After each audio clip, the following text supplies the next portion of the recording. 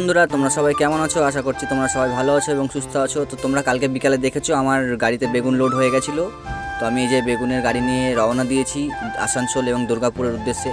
তো রাস্তা যেতে যেতে এটা হচ্ছে বুদ্ধগয়া। তো বুদ্ধগয়ায় দেখো ডানে দিকে একটা সাদা মন্দির দেখতে পাচ্ছ। হ্যাঁ, এখানে মানে বুদ্ধরা এসে এখানে গয়াতে পিণ্ডদান করে। তো এখানে অনেক ভালো ভালো মন্দির আছে। এই আর একটা মন্দির খুব সুন্দর, মন্দিরটা মানে মোবাইলে দেখতে একটু অন্যরকম লাগছে, কিন্তু সামনাসামনি দাঁড়িয়ে দেখলে খুব সুন্দর লাগবে। তো সামনে আরও বড় বড় কিছু বিল্ডিং আছে, ওগুলো কি আমি বুঝতে পারছিলাম না, হিন্দিতে লেখা ছিল, আমি হিন্দি পড়তে পারি না। তো এই যে সামনে 3টে বুদ্ধদের পুরোহিত আসছে, এরা জানি না পুরোহিত কি, এরা কি আমি জানি না, বাট দেখে তো মনে হচ্ছে হিন্দুদের পুরোহিতই।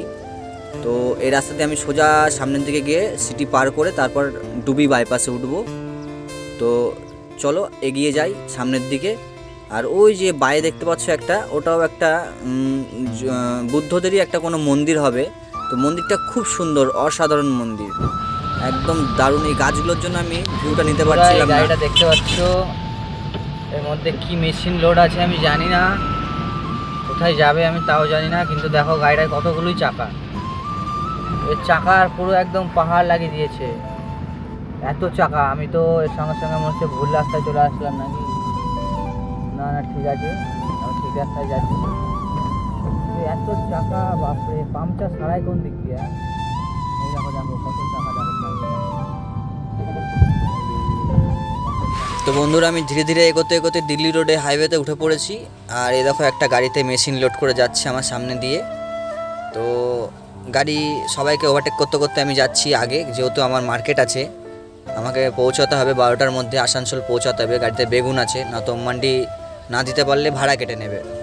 তো সেই জন্য আমি সবাইকে ওভারটেক করতে করতে আগে যাচ্ছি।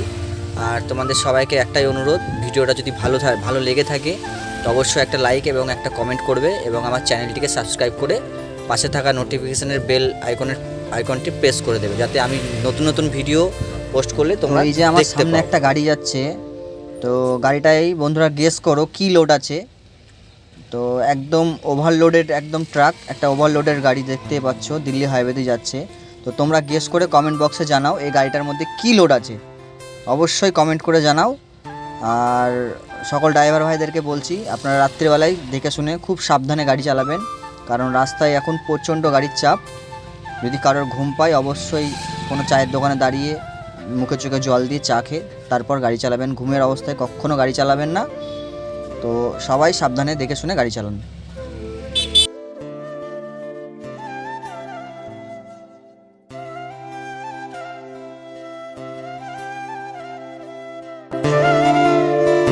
रास्ता पूरा जाम आशिक भैया, हम कुछ नहीं कर सकते। देखिए टाइम देख लीजिए, 11 11:30, पूरा 1 घंटे से जाम ठेल रहे हैं। ये लाइन पूरा खाली है, कौन सा जगह है पता नहीं, वहाँ पे साइन बोर्ड में लिखा है शायद। पूरा जाम।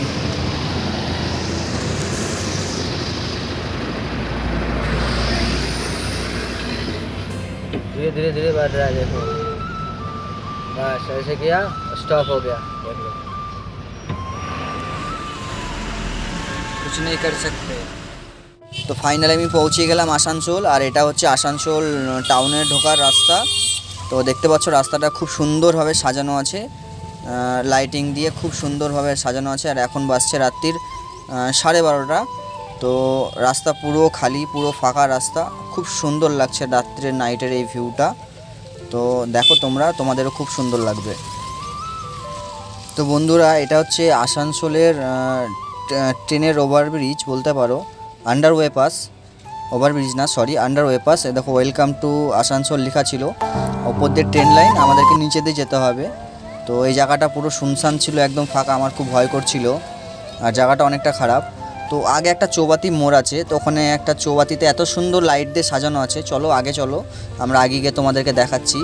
এত সুন্দর লাগছে ভিউটা, খুব সুন্দর। এই হচ্ছে সেই রাতের আসানসোল, আর এই হচ্ছে সেই চৌবাতি। তো তোমরা কমেন্ট করে বলো চৌবাতিটা কত সুন্দর লাগছিল দেখতে। আর আমি এখন পৌঁছে গেছি মার্কেটে। তো এটা হচ্ছে আসানসোলের সবজি মান্ডি। ওই যে আমার গাড়ি খালি হচ্ছে, পুরো গাড়িতে বেগুন লোড। একটু লেট হয়ে গেছে ঢুকতে, বাট একটু খিচমিচ করছিল, বাট ওটা কোনো ব্যাপার না, ওটা হয়, রাস্তায় জ্যাম ছিল, আমার কোনো দোষ নেই। তো তোমাদের যদি ভিডিওটা ভালো লাগে একটা লাইক করে একটা কমেন্ট করে অবশ্যই পাশে থাকবে, সাপোর্ট করবে। ধন্যবাদ।